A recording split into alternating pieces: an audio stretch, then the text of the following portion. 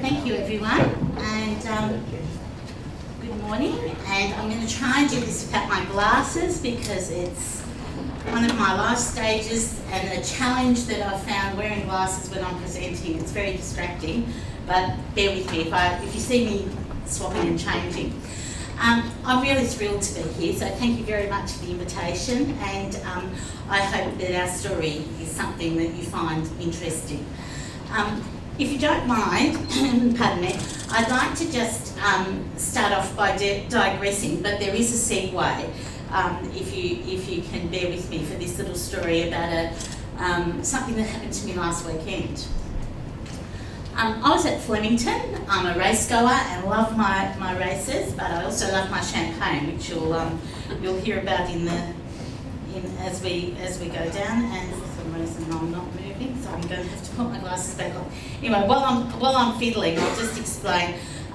We have a little group of friends that go to the races and have a little watch the races, but also have a little drink and enjoy ourselves. Now, I'm going to refer to it as champagne. It's actually Australian sparkling, but for those of you who are true wine lovers, please excuse me. I went up to purchase a bottle of sparkling, and the one that I normally get and I asked for was not presented to me. A different one came back to me, and I explained to the bartender that that wasn't the one I was wanting, and it was actually it was on the list, and could he please go and find it? And to cut to the chase, after much argy-bargy, he insisted that this was the same champagne. They'd changed the label, and it was actually a very different champagne. It was also it cost less than the one that I was purchasing, but he was going to charge me the $60 that I wanted. So it went back and forth. It was a busy day at the races on Friday for us. It was an Anzac Day event. And so I thought, look, I just didn't really, I was a bit embarrassed, but I thought, let's move on, and I'll speak about this later on. Anyway, I went back to my table, bought the bottle for $60, which was really only 48, it should have only been 48, and went back to my table, and I had my iPad there because it's actually quicker to look up the odds on your iPad than it is to look up on the board. And I thought, Anyway, I was really cross, so I just hopped on and got onto the BRC website, sent an email explaining what had happened and my annoyance. And actually, it was quite articulate what I wrote, as you can imagine. But actually, got it out of my system and thought, great. Then packed the iPad away. I thought, I'm not even going to use it for odds anymore, and just got on with having a good day. Then my phone rang, and it was this voice that said, hello Suzanne, my name's Reese, I'm from the VRC, are you still at the track? And I said, yes I am. And he said, I was wondering if I could come and have a talk to you about the champagne incident. And I said, I'd love that. So straight away, my annoyance went from being very annoyed to actually I was quite delighted. In fact, when I sent that email off, I just expected perhaps a cursory comment on Monday. I didn't expect anybody to call me, let alone come and see me. And the upshot of the story is he agreed, he apologised, he agreed, came back with a drinks voucher, and on top of that he was very handsome. So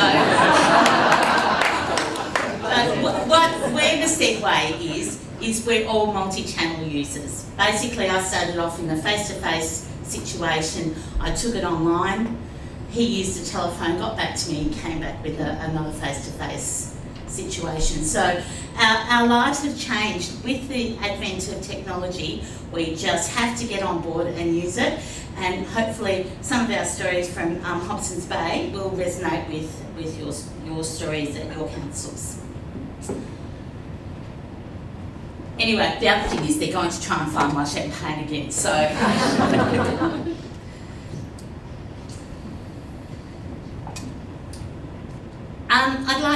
I'd like to share what's, I better keep using this too. So Some of the things that we've been doing are probably very similar to what most of you are doing. And as Rum said, we are a beautiful, picturesque seaside municipality based just 15 minutes from the centre of Melbourne. And it's one of the oldest areas of Melbourne. It contains a thriving retail and restaurant scene, in addition to the coastline, natural wetlands, and a significant flora and fauna. We are the local government authority, obviously, responsible for the area and employ approximately 770 staff to manage the area's infrastructure, development, planning and delivery of community services. The council maintains a single primary office building and a range of community accessible buildings, including libraries, community centres, sporting venues and a beautiful historic town hall. So it's probably very similar. Whoops, wrong way.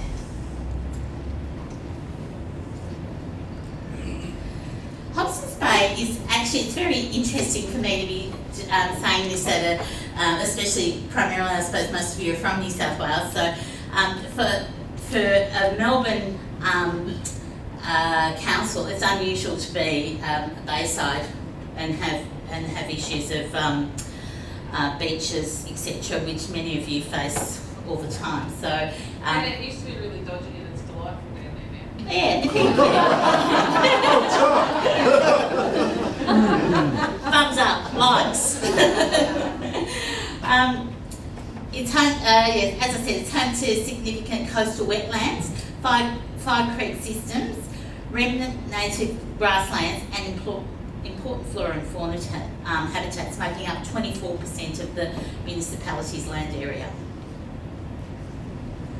As I said, it does contain the historic seaport of Williamstown, a range of historic buildings, as well as recently developed areas. So we're like many councils. We've found a lot of our residents have moved in, bought decent sized blocks of lands and subdivided, and that in itself presents many challenges, as many of you probably would be experiencing. Similarly, we're proud of our diverse community that can call Hobsons Bay home. We have a population of approximately 87,000, with a forecast increase of about 17% by 2031. 30% of our residents are born overseas, speaking 100 languages, and that's something that's relevant for further in the presentation. 17% of our residents have a disability, and that also is relevant. An increasing ageing population and associated chronic health conditions are something that we're finding as a challenge for our area. We have limited access to services, but more importantly, we have very limited access to transport, be it public or private. Consequently, a range of communication channels to our residents to enhance their customer experience is imperative. Our journey really began a number of years ago, back in 2004, when I prepared a customer service strategy for the organisation. It was the first one that had been prepared for many years.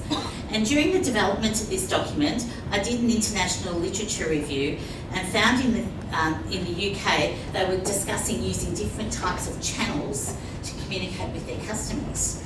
As excited as I was by this, we had a very limited budget, a very basic analogue telephone system, and very little identified need. I was then thinking about kiosks, teleconferencing, etc. However, with only, and at the time we had 2 offices, and with only 7 kilometres between the 2 council offices, it was something we chose not to pursue for obvious reasons. Fast forward that now, nearly 10 years, we now have 1 office, a digital environment, and a very different culture. One that's changing on almost a daily basis. So let's start at the very beginning. It's a very good place to start. 5 years ago, Hobsons Bay Council was struggling with an ageing analogue phone system and an inconsistent internal phone management, a number of inconsistent internal phone management processes. The system that we were using was extremely inflexible and hampering the ability to support even basic things like moves and changes within the council contact centre and across the wider organisation. So simple basic needs, or business needs, such as installing an additional phone extension or equipping a new staff member with with a new phone, required the assistance of either the vendor or a third-party supplier. So as a result, some things could take months before a request was actioned. Obviously not good. The end of the telephone contract provided an opportunity we needed for change, and the end of contracts often do. Apart from the 11-seat contact centre, every department within the council had its own telephone work processes and protocols. There was no consistency as to whether a call would be picked up by a nearby colleague, forwarded to a mobile, or go straight to a voicemail. The reporting functionality was very basic and provided very little information by way of staff development. Something else we were just talking about. Statistics and data were rudimentary. There was no real recording functionality.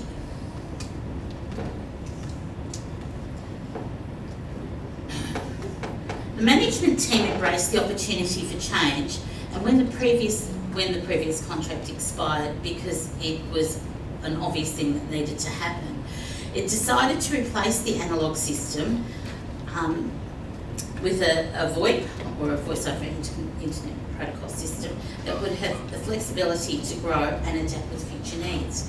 Whatever we chose had to have great functionality for the rest of the organisation as well.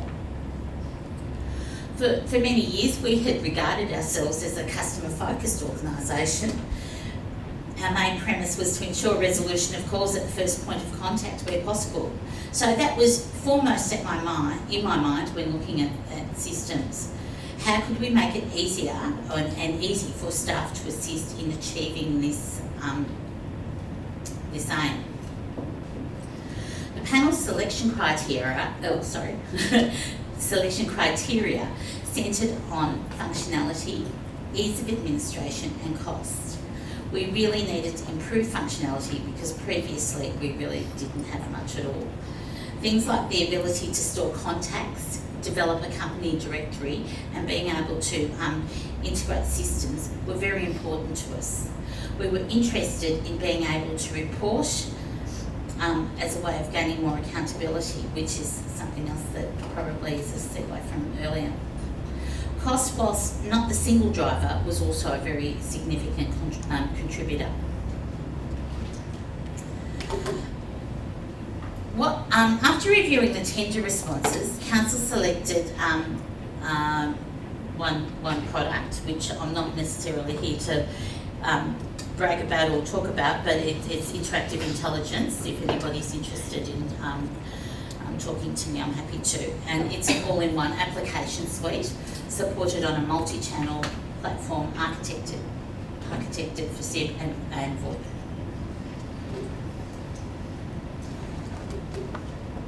The rollout of the project required an engagement from across the organisation and also an all-hands-on-deck approach. Meetings were conducted across the organisation to explain the process. However, the level of knowledge, understanding and experience was very different across the various teams. Challenge 1. Given the depth of change, the deployment was supported by the development of telephone protocols, including voicemail usage for staff.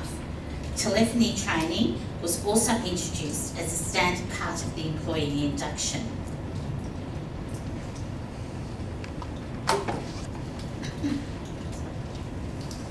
The deployment of the system introduced council staff to functionalities such as presence management and voicemail.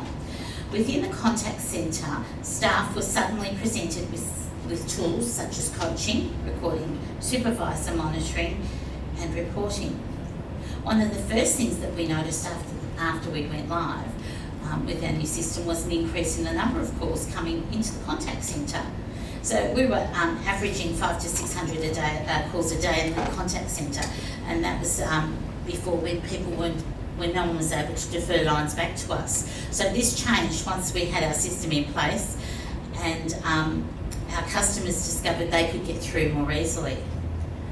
The number of calls doubled. Fortunately, we'd planned for this, and we had enough staff at the time, but it was significantly difficult to deal with at the time.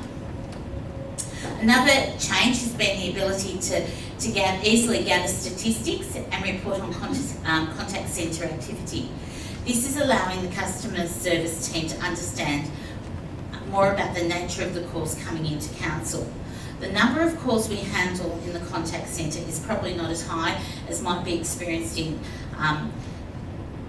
some other industries or in some larger councils, I suppose. But calls to local government often relate to more than one issue, as you all know. Because of the call complexity and our aim for resolution of at first point of contact, each call takes time.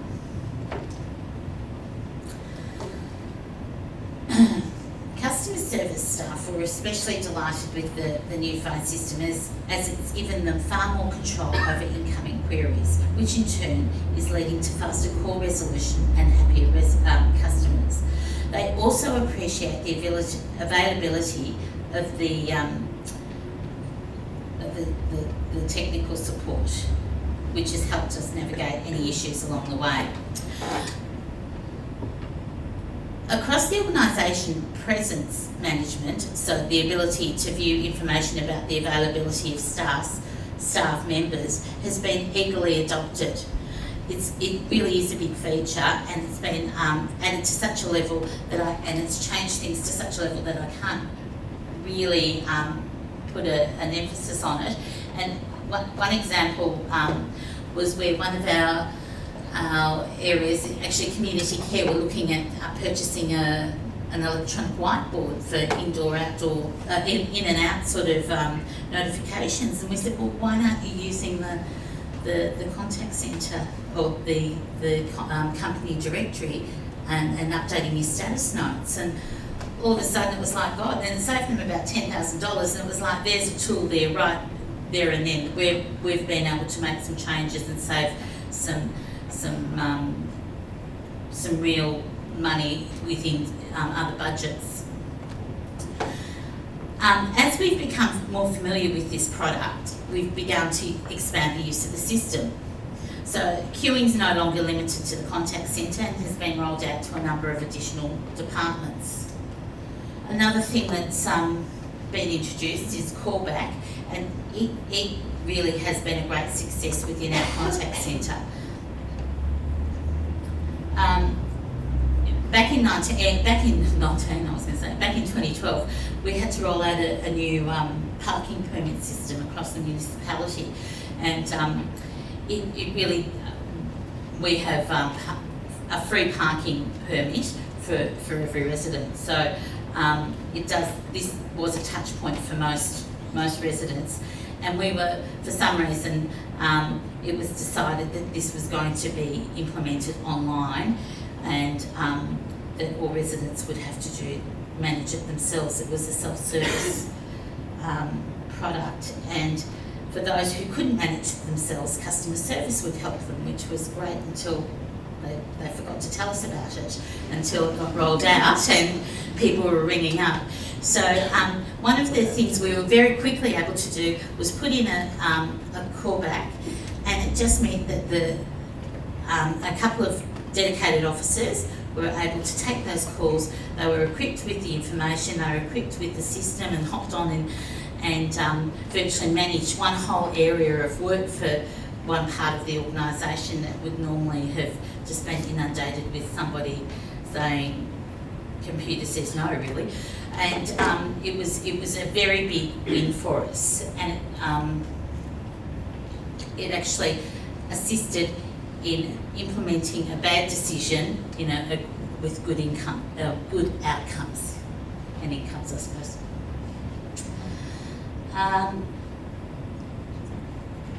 Yes, so we've been able to use that for things that we predict happening. We had the fire service levy that we were able to put in a callback and change a few if we know something's coming up, we can manage our workload in a more cohesive way. Although we were hesitant, we discovered with the right messages, many customers' questions could be answered before reaching an agent using the IVR. And Hughes allowed staff to quickly gain a broader understanding of the nature of an inbound call. Customers embraced the callback system because they no longer had to wait in line for lengthy periods of time and were still assured of speaking to a council staff member. And I think that really has become part and parcel of our culture. I know Centrelink, there's a callback processes now, childcare assistance. I know my sister had a call the other day and she was providing all of this information, and when she hung up, I said, what was, it was clear that she was talking, it was an automated process. And I said, what was that about? And she said, oh, the callback time's 45 minutes. Now, they did call back in 45 minutes and it was a really good conversation, but 45 minutes is a long time to wait for something, and especially if somebody was waiting online, or on the phone, I should say. I would say single-handedly, the callback process generated the most tangible customer satisfaction. People are amazed when council staff ring. It's like me, I was amazed when Reece called me. You're not expecting that level, that response, even though you've asked for it. So it's sort of a bizarre situation we place ourselves in.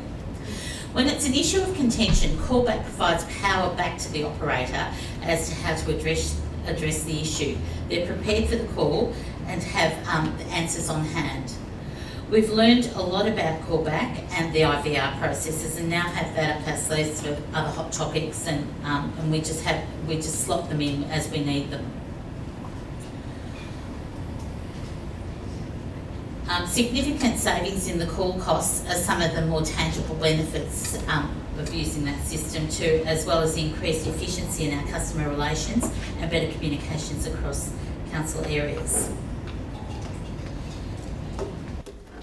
Now, going further along to our online journey, it really ramped up when we started receiving snaps and sols. I don't know if other, yep, you use them. This has been something we've really embraced, and we've worked with the developer a little bit on snaps and sols. We had it really was customer generated. We had some diligent customers that found it and started using it, and they were arriving in our inbox, and we had no other choice but to run with it. It's really turned into a powerful tool for us, and we receive at least 140 a month now. We encourage our contractors to use it, as well as our off-site staff. And we're intending to work more closely with our local law staff to encourage them to shoot through issues as they see them out in the field.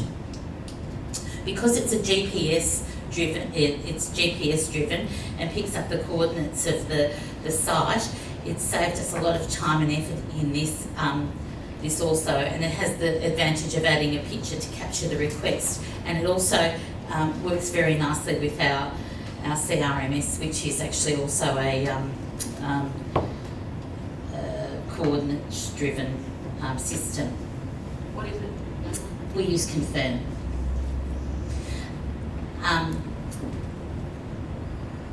We promote it as a method to contact us too. We've worked with the developer, and they have introduced a premium service, which does come at a cost, but currently most councils would have this for free.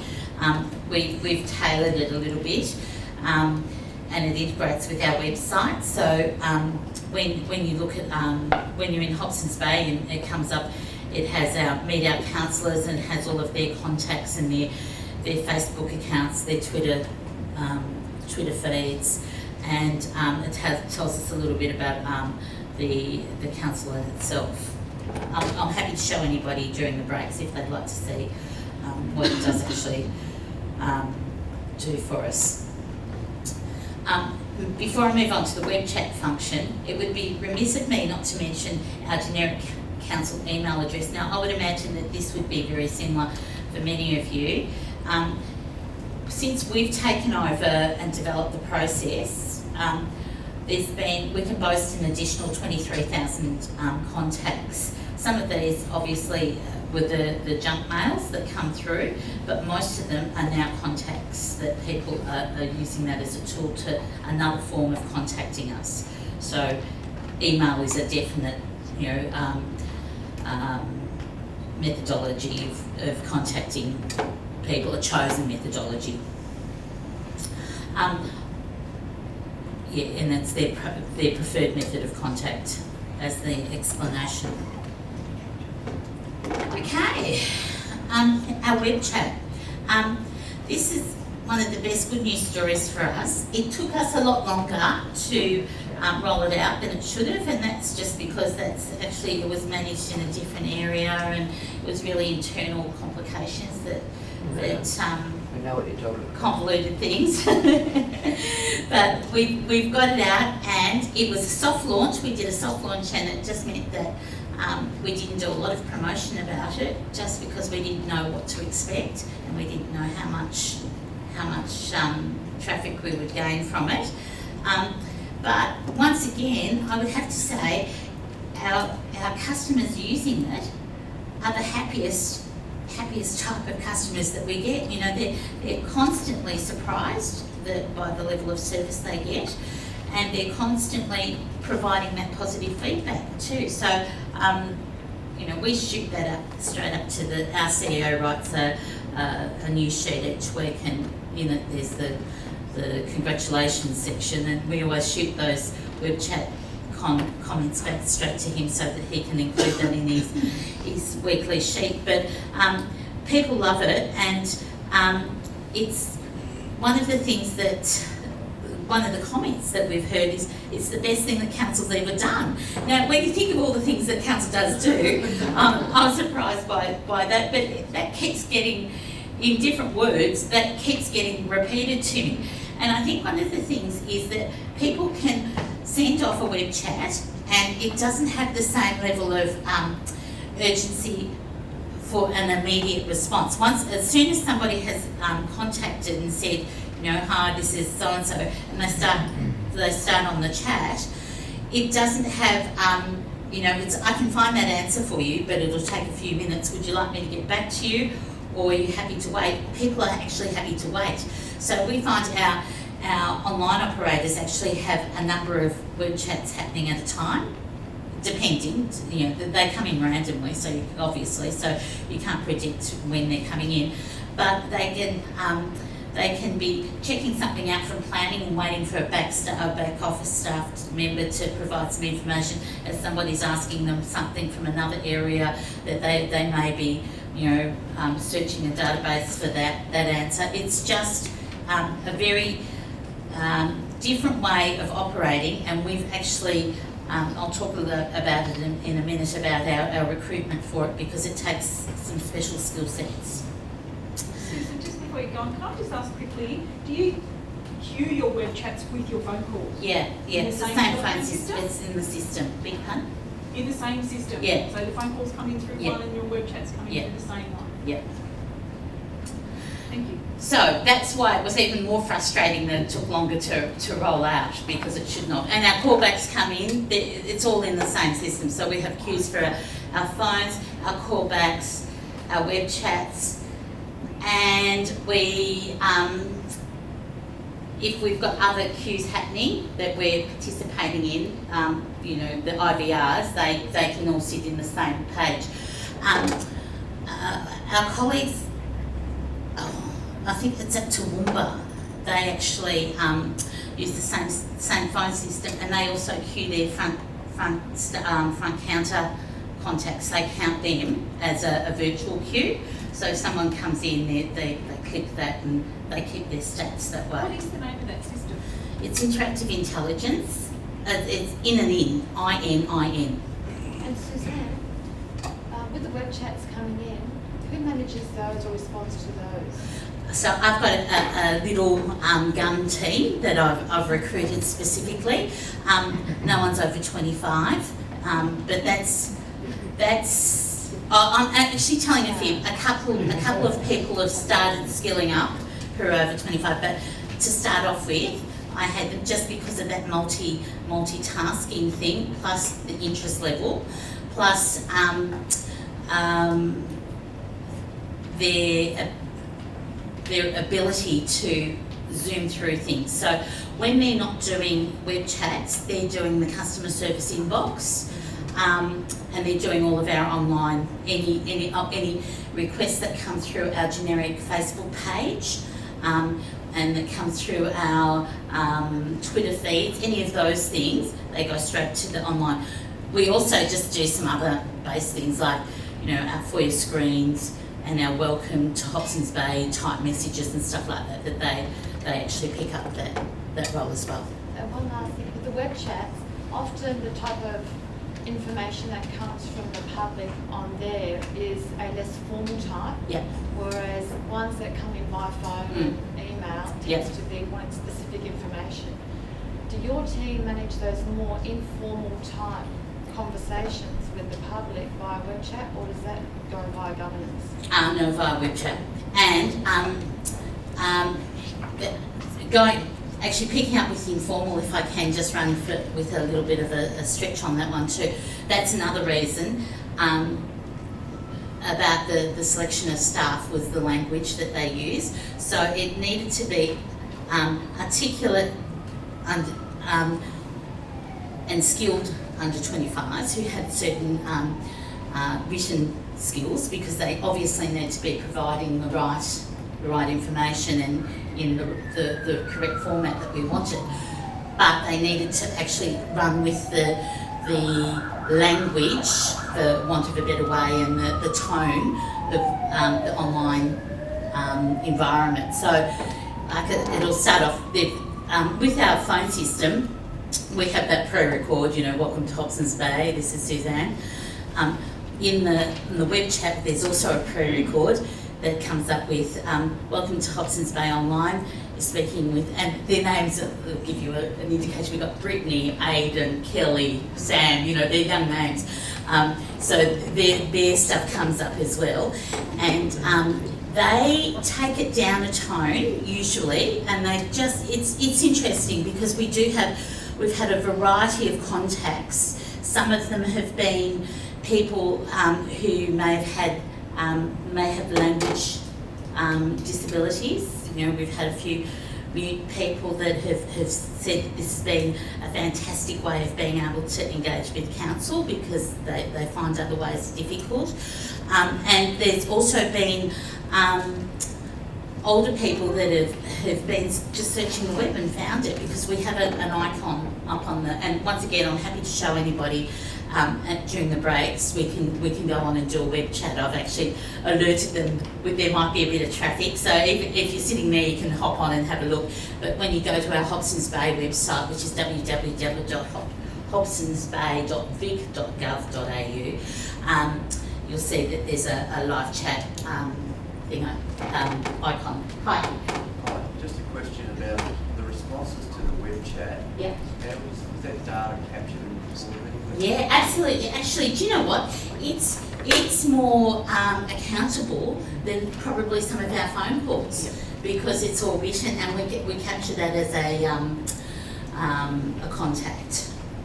Yeah, and we can also cut and paste. The other good thing that happens, if it's not necessarily a request, if it's just a conversation, sorry, I should have been using that. If it's not necessarily if it's conversation, not necessarily a request, the staff member, and they do this, they cut and paste the whole thing and they might have to get somebody to call them back, they may not have been available, they just transfer that whole conversation. It's perfect for that model of not having to repeat yourself, because what happens is the officer back of house reads the thing, just takes up the conversation where it was left off with another officer. So it's a great tool like that, and yeah, really, really convenient. Hi. Can I ask what version that are you on? We're going to 4. Is this on 4 or on? Yeah, no, it's on 4, but we're on 3. We're on the 3, so it's on 4 too, though. Actually, there's a couple of other functions on 4, and I'll think what they are and tell you about it later. Right. Sorry, so I've probably covered a little bit here. I'll just quickly zoom through if there was anything that I've wanted to tell you that I've missed out.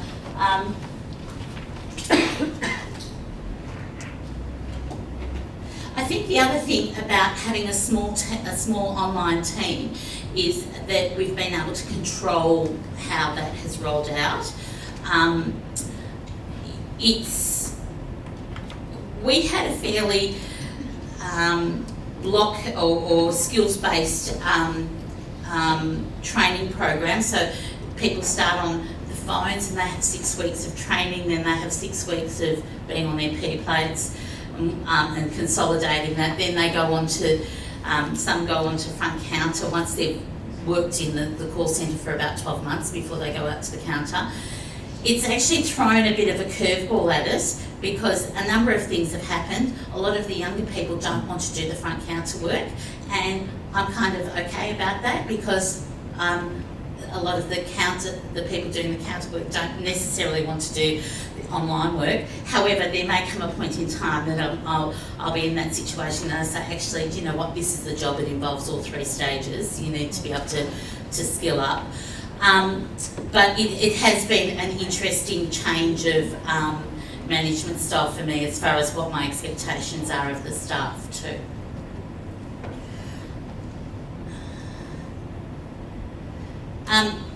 The other great thing about the web chat is about the scripts and developing.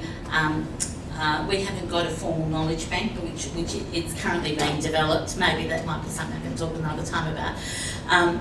But it's about getting the right answers and knowing that the online officers are the ones who are actually developing the knowledge bank. So that's one of the things I think that will also assist us, that the consistent answers are in that knowledge bank, and it certainly makes life easier for emergency management and for using third-party providers for after-hours stuff as well. The other thing that I was going to do, and we haven't pursued it, was it does provide an opportunity for extension of hours because it's all mobile and all we can replicate the system on our laptops. So one of the things I thought would be great is, and I thought that there would be a need for, but it hasn't actually come to fruition as I had predicted, that I thought that there would be quite a strong need for after hours post 5 o'clock. Our offices close at 5, which is not really convenient for most people, and I think it's something that we'll be addressing in our next customer service strategy.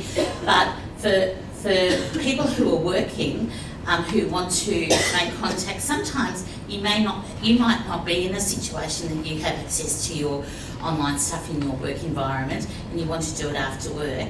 It would be great if we had some people who were able to have their laptops open at home and sort of do it as an on-call type thing of answering online queries and web chat queries. We've got it all in place if it needs to happen, but as I said, so far we've sort of been live doing this since last October, and there's been no my prediction hasn't come to fruition. Damn.